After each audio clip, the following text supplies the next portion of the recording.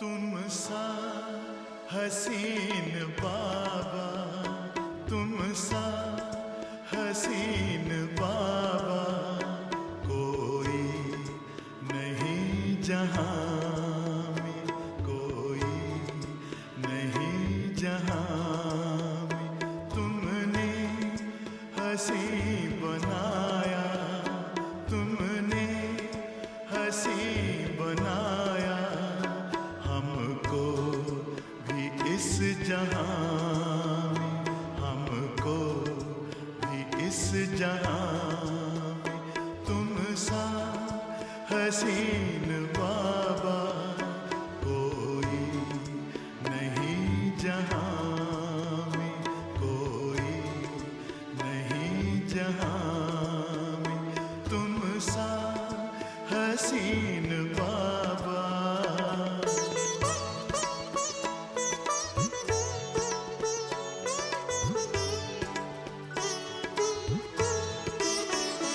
सूरज या चांद किससे, सूरज या चांद किससे तुलना करूं तुम्हारी, तुलना करूं तुम्हारी।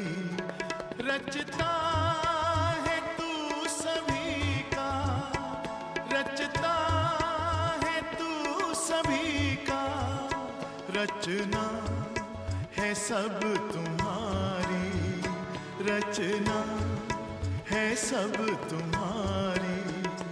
तू है जहां से न्यारा, तू है जहां से न्यारा। उपमा नहीं जहां में, उपमा नहीं जहां में। तुम सा हसीन बाबा।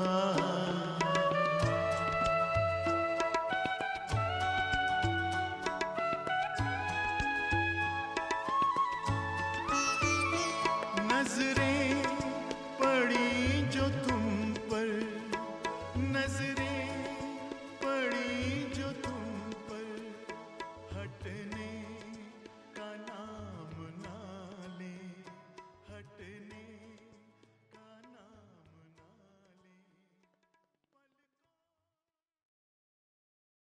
ले। ओम शांति।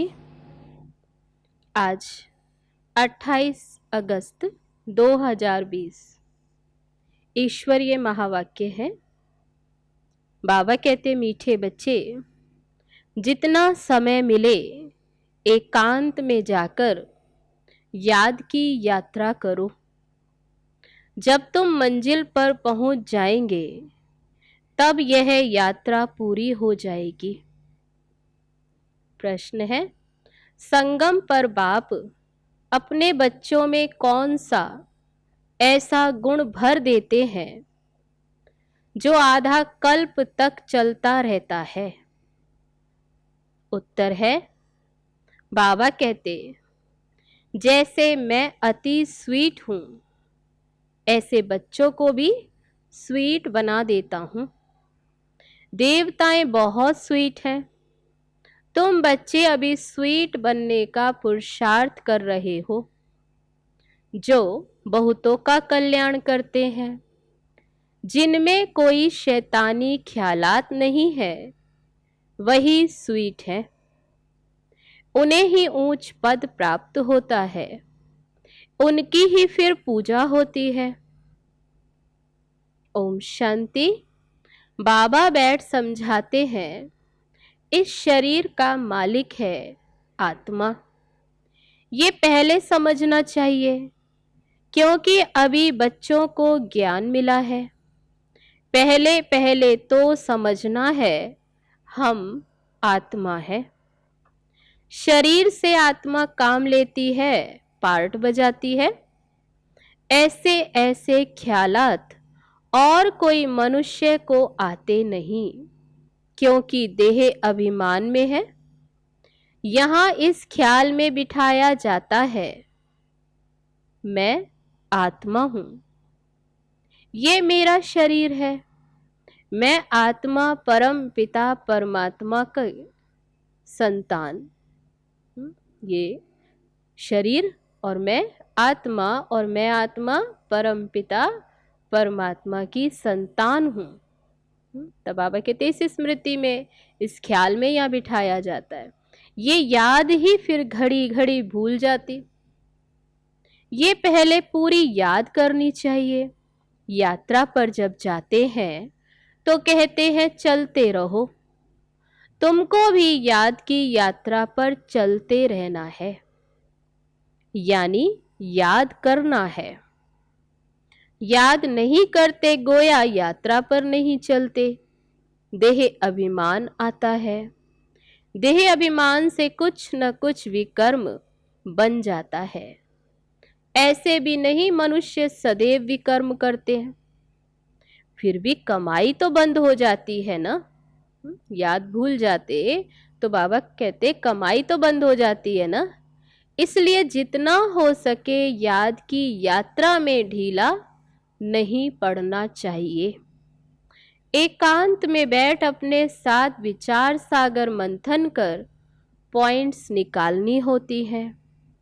कितना समय बाबा की याद में रहते हैं, मीठी चीज की याद पड़ती है ना। जो मीठा होता है, स्नेही होता है, बाबा कहते वे याद आता है ना। बच्चों को समझाया है, इस समय सभी मनुष्य मात्र एक दो को नुकसान ही पहुंचाते हैं। सिर्फ टीचर की महिमा बाबा करते हैं, उनमें कोई कोई टीचर खराब होते हैं। नहीं तो टीचर माना टीच करने वाले, पढ़ाने वाले, मैनर सिखलाने वाले, जो रिलीजियस माइंडेड अच्छे स्वभाव के होते हैं, उनकी चलन भी अच्छी होती है। बाप अगर शराब आदि पीता है तो बच्चों को भी वह संग लग जाता है।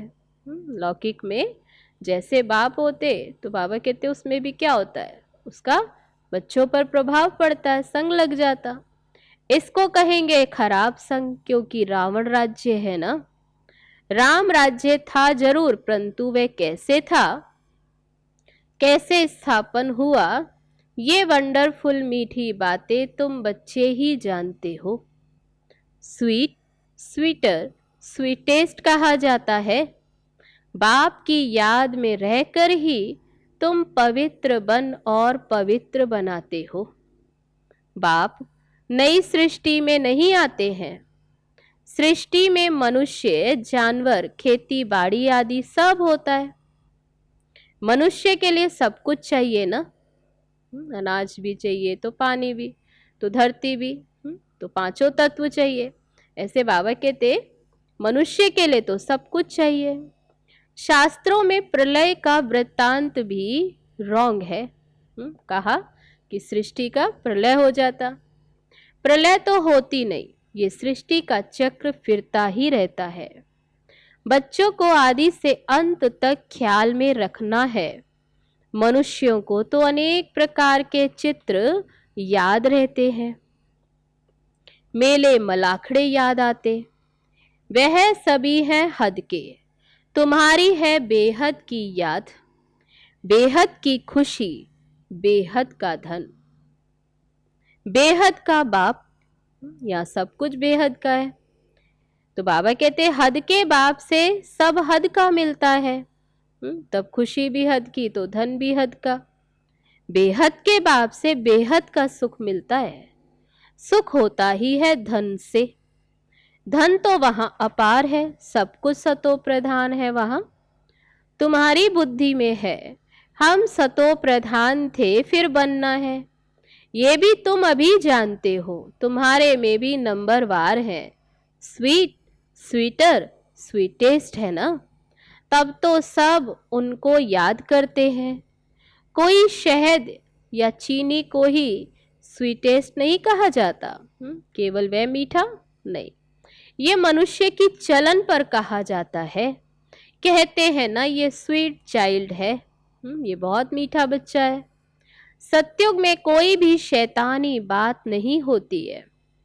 इतना ऊंच पद जो पाते हैं, जरूर वहां पुरुषार्थ किया है। तुम अभी नई दुनिया को जानते हो। तुम्हारे लिए तो जैसे कल नई दुनिया सुखधाम होगी। मनुष्यों को पता ही नहीं शांति कब थी। कहते हैं विश्व में शांति हो। तुम बच्चे जानते हो, विश्व में शांति थी जो अभी फिर स्थापन हो रही है। अब ये सभी को समझाएं कैसे? ऐसी ऐसी पॉइंट्स निकालनी चाहिए जिसकी बहुत चाहना है मनुष्यों को। विश्व में शांति हो, इसके लिए रणी मारते रहते, क्योंकि अशांति बहुत है। ये लक्ष्मी नारायण का चित्र सामने देना है। इनका जब राज्य था तो विश्व में शांति थी। उनको ही हेवन डीटी वर्ल्ड कहते। वहां विश्व में शांति थी। आज से 5000 वर्ष पहले की बातें और कोई नहीं जानते। ये है मुख्य बात। सब आत्माएं मिलकर कहती हैं विश्व में शांति कैसे हो। सभी आत्माएं पुकारती हैं, तुम यहाँ विश्व में शांति स्थापन करने का पुरुषार्थ कर रहे हो। बाबा कहते बाकी तो विश्व में आत्माएं पुकार रही हैं शांति के लिए, और अभी तुम वह शांति स्थापन करने का पुरुषार्थ कर रहे हो। जो विश्व में शांति चाहते हैं उन्हें तुम सुनाओ कि भारत में ही शांति थी। अभी जहां चारों तरफ अशांति है, इस भारत में ही शांति थी। कब? जब भारत स्वर्ग था तो शांति थी। अब नर्क है। नर्क में अशांति है क्योंकि धर्म अनेक है, माया का राज्य है। भक्ति का भी पाप है, दिन प्रतिदिन वृद्धि होती जाती है। मनुष्य भी मेले मलाखड़े आदि पर जाते हैं, समझते हैं जरूर कुछ सच होगा। अभी तुम समझते हो उनसे कोई पावन नहीं बन सकते। पावन बनने का रास्ता मनुष्य कोई बता न सके। पतित पावन एक ही बाप है। दुनिया एक ही है, सिर्फ नई और पुरानी कहा जाता है। नई दुनिया में नया भारत, नई दिल्ली कहते हैं। नई होनी है जिसमें फिर नया राज्य होगा। बाबा कहते हैं यहाँ तो कहते हैं नई दिल्ली, लेकिन नया तो है नहीं। नया तो कहाँ? नई दुनिया में होगा, जहां नया राज्य होगा। यहाँ पुरानी दुनिया में पुराना राज्य है। पुरानी और नई दुनिया किसको कहा जाता ये भी तुम जानते हो। भक्ति का कितना बड़ा प्रस्ताव है। इसको कहा जाता है अज्ञान। ज्ञान सागर एक बाप है। बाबा तुमको ऐसे नहीं कहते कि राम राम कहो व कुछ करो, नहीं। बच्चों को समझाया जाता है वर्ल्ड की हिस्ट्री ज्योग्राफी कैसे रिपीट होती है। ये एजुकेशन तुम पढ़ रहे हो, इसका नाम ही है रूहानी एजुकेशन, स्पिरिचुअल नॉलेज। इनका अर्थ भी कोई नहीं जानते। ज्ञान सागर तो एक ही बाप को कहा जाता है। वह है स्पिरिचुअल नॉलेजफुल फादर। शिव बाबा जिसको ही स्पिरिचुअल नॉलेजफुल फादर कहते हैं। बाप रूहों से बात करते हैं। तुम बच्चे समझते हो क्या कि हमें रूहानी बाप पढ़ाते हैं। ये है स्पिरिचुअल नॉलेज। स्पिरिचुअल नॉलेज कौन देते? Spiritual teacher. रूहानी नॉलेज को ही स्पिरिचुअल नॉलेज कहा जाता। तुम बच्चे अभी जानते हो परम पिता परमात्मा बिंदी है। जो है बिंदी, वह हमको पढ़ाते। हम आत्माएं पढ़ रही हैं, ये भूलना नहीं चाहिए। पढ़ाने वाला भी बिंदी, पढ़ने वाली भी बिंदी, और पढ़ाई कितनी उच्च। तब बाबा कहते भूलना नहीं। हम आत्माओं को जो नॉलेज मिलती फिर हम दूसरी आत्माओं को देते। ये याद तब ठहरेगी जब अपने को आत्मा समझ बाबा की याद में रहेंगे। याद में बहुत कच्चे हैं, झट दे अभिमान आ जाता। देही अभिमानी बनने की प्रैक्टिस करनी है। हम आत्मा इनको सौदा देते हैं, इनको ये ज्ञान देते हैं, इनको ये बाबा की पढ़ाई पढ़ा रहे हैं। तो बाबा कहते ये प्रैक्टिस करनी है देही अभिमानी बनने की। हम आत्मा व्यापार करते हैं, अपने को आत्मा समझ बाबा को याद करने में ही फायदा है। कार्य कुछ भी करें, लेकिन बाबा कहते क्या, देही अभिमानी बन। आत्मा को ज्ञान है हम यात्रा पर हैं, कर्म तो करना ही है।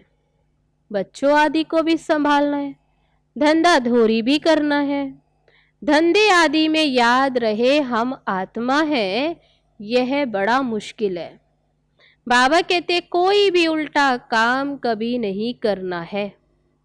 सबसे बड़ा पाप है विकार का, वही बड़ा तंग करने वाला है। अभी तुम बच्चे पावन बनने की प्रतिज्ञा करते हो, उसका ही यादगार ये राखी बंधन है। आगे तो पाई पैसे की राखी मिलती थी, ब्राह्मण लोग जाकर राखी बांधते थे। आजकल तो राखी भी कितनी फैशनेबल बनाते। वास्तव में है अभी की बात। तुम बाबा से प्रतिज्ञा करते हो हम कभी विकार में नहीं जाएंगे, आपसे विश्व के मालिक बनने का वर्षा लेंगे। तो ये प्रतिज्ञा की राखी अभी संगम पर बनती है। बाप से प्रतिज्ञा करते हैं। बाबा कहेंगे 63 जन्म तो विषय वैतरणी नदी में गोते खाए, अब तुमको क्षीर सागर में ले चलते हैं। सागर कोई है नहीं, भेंट में कहा जाता है। तुमको शिवालय में ले जाते, वहां अथाह सुख है। अभी ये अंतिम जन्म है, हे आत्माएं पवित्र बनो। क्या बाप का कहना नहीं मानेंगे? ईश्वर तुम्हारा बाप कहते हैं मीठे बच्चे विकार में नहीं जाओ। जन्म जन्मांतर के पाप सिर पर है, वह मुझे याद करने से ही भस्म होंगे। कल्प पहले भी तुमको शिक्षा दी थी। बाप गारंटी करते हैं, जब तुम ये गारंटी करते हो कि बाबा हम आपको ही याद करते रहेंगे, इतना याद करते रहो। तो बाबा क्या टेंशन दिलाते, इतना याद करते रहो जो शरीर का भान ना रहे। सन्यासियों में भी कोई कोई तीखे बहुत पक्के ब्रह्मज्ञानी होते हैं, वह भी ऐसे बैठे बैठे शरीर छोड़ देते हैं। यहां तुमको तो बाबा समझाते पावन बनकर जाना है। वह तो अपनी मत पर चलते हैं, मनुष्य मत। ऐसे नहीं कि वह शरीर छोड़कर कोई मुक्ति जीवन मुक्ति में जाते घर वापस लौटेंगे, नहीं, आते फिर भी यहाँ ही है, लौटकर फिर यहाँ पार्ट बजाने आना है। परंतु उनके फॉलोअर समझते हैं कि वह निर्वाण गया। बाबा समझाते कि एक भी वापस तो नहीं जा सकता, कायदा ही नहीं है। झाड़ वृद्धि को जरूर पाना है। अभी तुम संगम युग पर बैठे हो और सब मनुष्य हैं कलयुग में। तुम दैवी संप्रदाय बन रहे हो। जो तुम्हारे धर्म के होंगे वह आते जाएंगे। तब बाबा कहते जो इस घराने के होंगे, जो इस धर्म के होंगे, वे आते जाएंगे। देवी देवताओं का भी वहां सिजरा है ना, यहाँ बदली होकर फिर और धर्मों में कन्वर्ट हो गए हैं, फिर निकल आएंगे, नहीं तो वहां जगह कौन भरेगा। जरूर वे अपनी जगह भरने फिर आ जाएंगे। ये बहुत महीन बातें हैं। बहुत अच्छे अच्छे भी आएंगे जो दूसरे धर्म में कन्वर्ट हो गए तो फिर अपनी जगह पर आ जाएंगे, फिर वापस आएंगे। तुम्हारे पास मुसलमान आदि भी आते हैं, सब धर्म के आते हैं। बड़ी खबरदारी रखनी पड़ती है।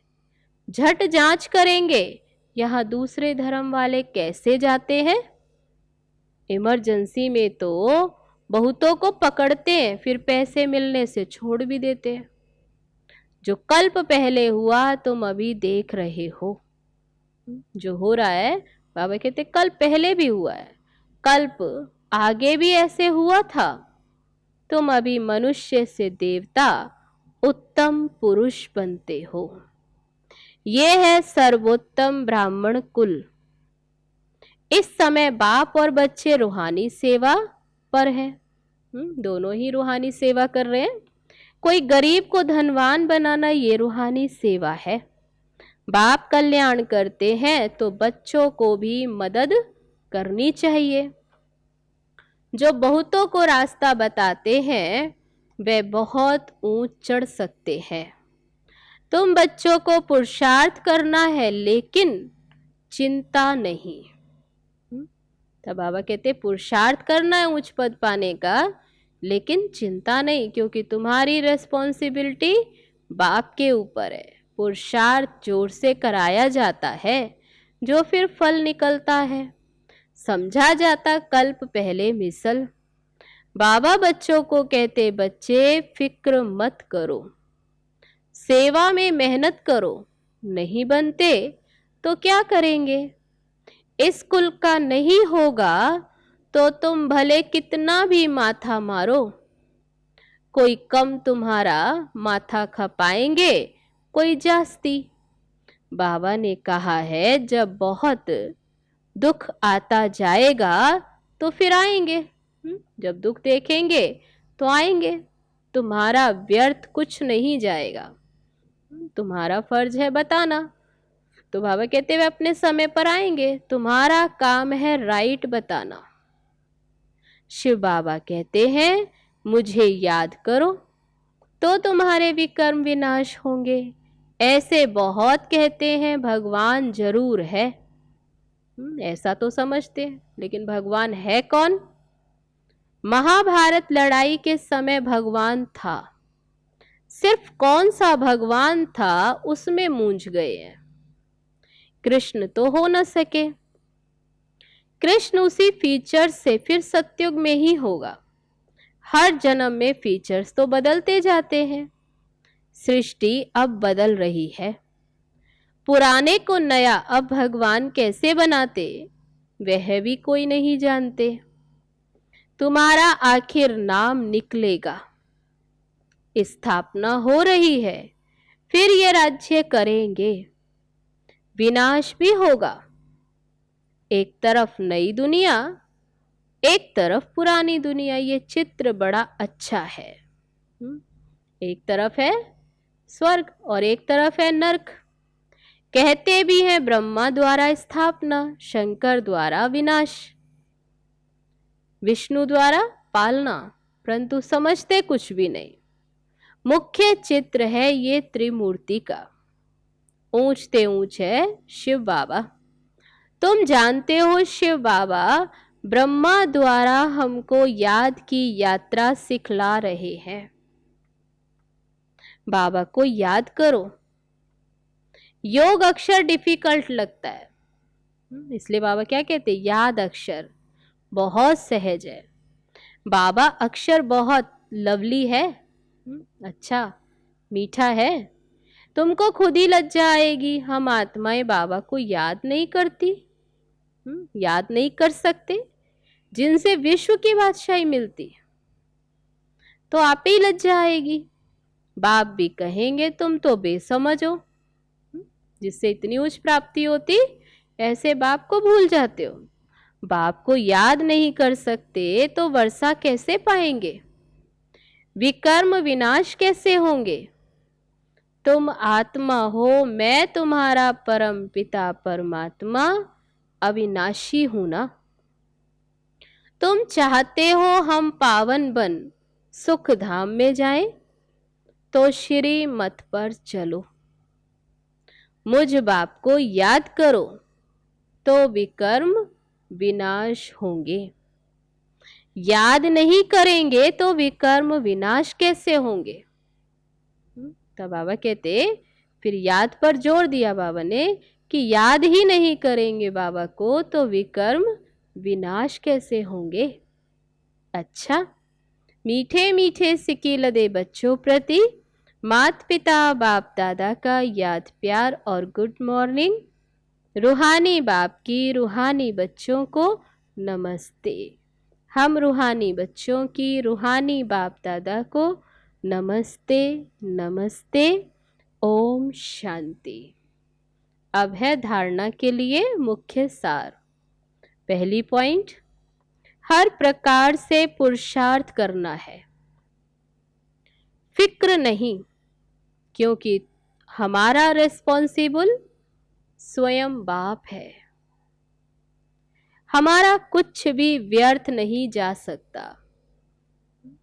तो बाबा कहते चिंता नहीं करनी है, क्यों, क्योंकि रिस्पॉन्सिबल बाबा है स्वयं, इसलिए हमारा कुछ भी व्यर्थ जा नहीं सकता। दूसरी पॉइंट, बाप समान बहुत बहुत स्वीट बनना है, अनेकों का कल्याण करना है। इस अंतिम जन्म में पवित्र जरूर बनना है।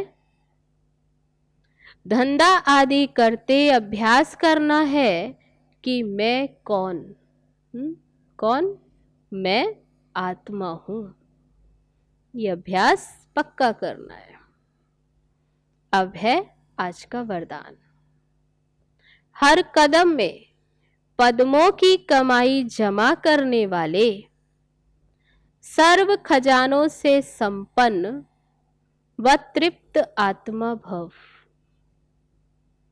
जो बच्चे बाप की याद में रहकर हर कदम उठाते हैं, वह कदम कदम में पद्मों की कमाई जमा करते हैं।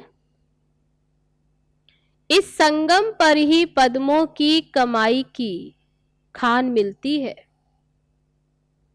संगम युग है जमा करने का युग। अभी जितना जमा करना चाहो उतना कर सकते हो।